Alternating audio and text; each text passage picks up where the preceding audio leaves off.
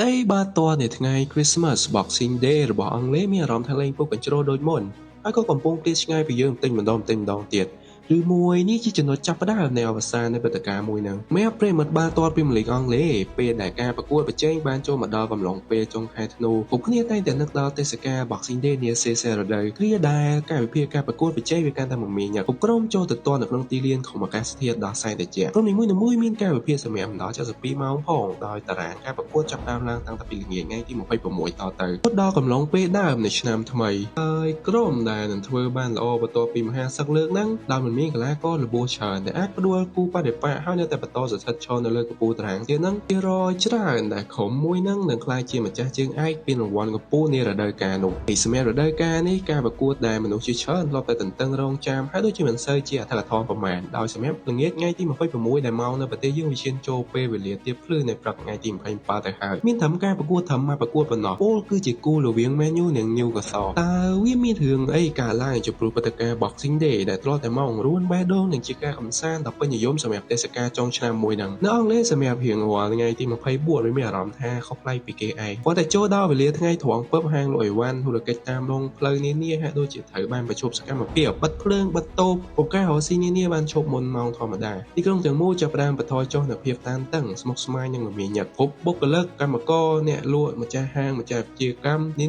ធ្វើដំណើរត្រឡប់ទៅគេហដ្ឋានវិញដើម្បីសម្រាប់ជួបជុំគ្រួសារតុបតែងផ្ទះរៀបចំម្ហូបអាហារជាដើមទៀមខ្លួនដើម្បីរៀបចំប្រារព្ធនៅព្រឹត្តិការណ៍ដ៏ពិសិដ្ឋមួយដែលកំពុងតែគៀកខាត់ចូលមកដល់ថ្ងៃទី25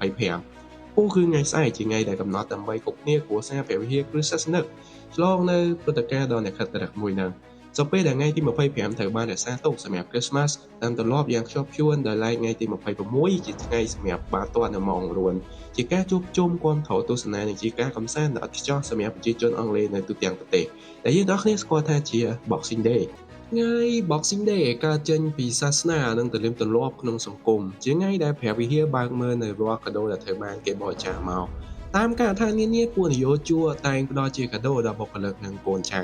ជាថ្ងៃដែលមនុស្សក្នុងសហគមន៍ចែករំលែកនូវភាពកក់ក្ដៅនិងជួយគ្នាបំពេញនូវចន្លោះដែលអ្នកខ្វះខាតកំពុងត្រូវការជាគ្រាដែលគេលែងខ្វល់ពីរឿងអាជីវកម្មការផ្ដោះប្ដូរជំនួញអីណាហើយតែវាជាគ្រាដែលមនុស្សក្នុងសង្គមរួមគ្នាលើកកម្ពស់នូវក្តីសានត្រានិងសុភមង្គលឡើងហើយនេះជាមូលហេតុដែល Boxing Day ជាវេទិកាដ៏មានអត្ថន័យសំខាន់សម្រាប់បាល់ទាត់នាសតវត្សទី18បាល់ទាត់សម្រាប់អង់គ្លេសវាធ្វើតែជាកីឡាដែលគេលេងនៅតាមជនបទតាមតំបន់នានាសម្រាប់មនុស្សវណ្ណៈកម្មករប៉ុណ្ណឹងឯងនៅគ្រាដែលរោងចក្របានឈប់សម្រាកនៅថ្ងៃ Christmas ពួកកម្មករក៏មានពេលវេលាទនេច្រើនចឹងហើយពួកក្រុមក្លឹបផ្សេងៗចាប់ផ្ដើមរៀបការវិភាគប្រកួតសម្រាប់ក្រុមដែលនៅជិតៗនៅក្នុងសហគមន៍តែម្ដង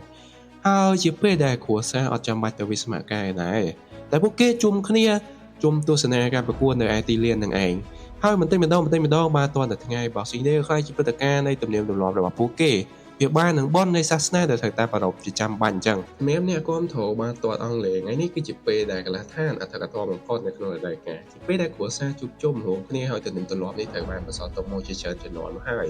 ក្រុមអាកាសធាតុត្រជាក់បងមនុស្សក្មេងចាស់បងកសែងនៅនឹងកហើយចូលផ្ទះដៃអបអរនៃការប្រកួតដែលនឹងប្រព្រឹត្តឡើងវាជាទស្សនវិជ្ជាដែលស្រស់ស្អាតពេញឡើងមកម្ដងប៉ុណ្ណោះនៅក្នុងរៀងរាល់រដូវកាលវាលេងបានធម្មតាជាបាល់ទាត់ទៀតតែវាគឺជាអត្តសញ្ញាណហើយនៅអង់គ្លេសសប្តាហ៍ថ្ងៃនេះគឺជាលេខតែមួយគត់នៅអឺរ៉ុបដែលនៅតែបន្តលេងក្នុងកំឡុងថ្ងៃ Christmas មិនមែនវាងាយសម្រាប់ក្នុងការតាក់ទាញប្រជាប្រិយភាពតែប៉ុណ្ណឹងទេតែវាគឺជាវប្បធម៌ប៉ុន្តែនៅមួយជ្រុងនៃវប្បធម៌ដ៏ស្រស់ស្អាតហ្នឹងសម្រាប់ពលរដ្ឋនិងកីឡាករវាជាគ្រាដែលការបរិច្ឆេទប្រកួតរៀបចំឡើងដោយប្រៃសៃបំផុតយើងរាល់ការប្រកួតមានរយៈពេលខ្លីក្នុងការសម្រាកចន្លោះពេលពី48ទៅ72ម៉ោងប៉ុណ្ណោះដោយមិនមានពេលគ្រប់គ្រាន់សម្រាប់ការស្ដារកាយសម្បទារាងកាយឡើងវិញទេដែលនេះគឺជាមូលហេតុចម្បងមួយដែលនឹងបង្កើនអត្រានៃការរំពោះសាច់ដុំរបស់កីឡាករសម្រាប់អ្នកចាត់ការពួកគេត្រូវតែ rotate កីឡាករដោយគ្មានជម្រើសគេធ្វើឡើងពួកគេត្រូវការឆ្លងកាត់ឧបសគ្គដ៏ធំធេងមួយនេះឲ្យបានសម្រាប់ក្រុមដែលគ្មានធនធានគ្មានកីឡាករបំរុងដែលមានគុណភាពល្អគ្រប់គ្រាន់តែងតែជាបញ្ហាចម្បងបំផុតរបស់ពួកគេជានិច្ចហើយសម្រាប់លីកអង់គ្លេសវាប្រៀបដូចជាការកាត់ក្តីរបស់រវាងក្រុមដែលអាចនឹងទៅតបានឬក៏នៅតាមថ្លៃនៅឯបាតតារាងឬក៏រវាងនរណាដែលនឹងកាន់កាប់ប្រកួតតារាងនៅក្រោយឆ្នាំថ្មីចូលបណ្ដល់ហើយគណៈពេលដែរអ្នកគាំទ្រអបអរទេសកាលនេះជាមួយគ្រួសារពួកកីឡាករត្រូវនាំគ្នាចេញមកវឹកហាត់តាំងតែពីថ្ងៃទី24ហើយចូលលេងនៅថ្ងៃទី26ធ្វើឲ្យថ្ងៃ Christmas ខ្ល้ายជាថ្ងៃធ្វើការសម្រាប់ពួកគេវិញទៅលំបាកល្បិនហេតុអីអង់គ្លេសអត់ព្រមលុបបំបត្តិបាល់ទាត់ថ្ងៃ Boxing Day ចឹង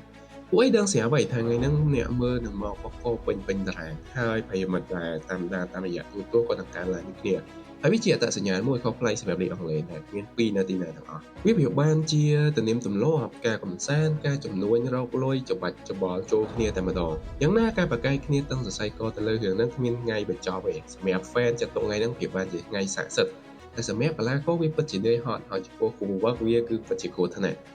ជាច្រើនឆ្នាំកន្លងមកតារាងប្រកួតថ្ងៃហ្នឹងនៅតែផ្គូផ្គងឡើងមកអញ្ចឹងព្រោះអីនៅអង់គ្លេសគេជឿថាបើទាត់ប្រកួតផ្អាកនៅរដូវល្ងាហ្នឹងទេជំនួសមកវិញពួកគេគួរតែសមោកខ្លួនយ៉ាងណាមិញសម្រាប់លេខផ្សេងៗគេជ្រើសរើសសម្រាប់នៅកំឡុងពេលហ្នឹងកីឡាករត្រូវបានអនុញ្ញាតឲ្យសម្រាប់ជួបជុំគ្រួសារលំហែកាយដើម្បីស្ដារឡើងវិញនូវកាយសម្បទានិងផ្លូវចិត្តហើយចង់ឬមិនចង់គេនឹងលើកយកស្ថិតិនៃការឈ្នះពានរង្វាន់របស់ក្រុមជម្រើសជាតិនានាមកធៀបនឹងជម្រើសជាតិអង់គ្លេសដែលលើកចុងក្រោយដែលពួកគេឈ្នះពានរង្វាន់ធំកំពូលណាមួយត្រូវត្រឡប់ទៅមើលតាំងតែពីឆ្នាំ1966ពោលគឺជាតាំងតែពីមុនបាល់ទាត់សម័យទំនើបវាក៏កកើតដែរតែបានមកធ្វើឲ្យកាយវិភាគប្រកួតវាមមាញឹកជាងមុនហើយកាលណាកាយវិភាគប្រកួតវាមមាញឹកខ្លាំងជាងមុនក៏តម្រូវឲ្យកីឡាករមានការសម្រេចច្រើនជាងមុនដូចគ្នាឬមួយនេះជាមូលហេតុមួយក្នុងចំណោមមូលហេតុជាច្រើនដែលធ្វើឲ្យជម្រើសជាតិអង់គ្លេសអត់ជោគជ័យនៅព្រឹត្តិការណ៍អន្តរជាតិឬក៏នេះជាការដកពិសោធន៍លើកដំបូងឬយ៉ាងណាដែលបានទាត់តារាងការប្រកួតចំថ្ងៃ Boxing Day បន្ថយមកសល់ថាមួយប្រកួតដល់ពេលដែលព្រឹត្តិការណ៍បានទាត់ពិភពលោកនឹងចូលមកដល់នៅឆ្នាំក្រោយ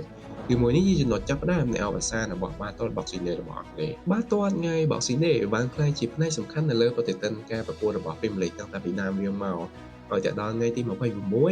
អង់គ្លេសតែមកបង្ហាញពិភពលោកថាពួកគេគឺខុសប្លែកហើយស្ដែងក៏ឃើញថាបាល់ទាត់គឺពិតជាកម្មសិទ្ធិរបស់ប្រជាជនគ្រប់រូបហើយនេះគឺការសបោ Channel ដែលជឿថាបាល់ទាត់វាលើសពី90នាទីហើយរឿងហៅនេះដែលកើតឡើងនៅក្នុងពិភពបាល់ទាត់នឹងពិតជាអាចកែប្រែជីវិតពួកយើងបាន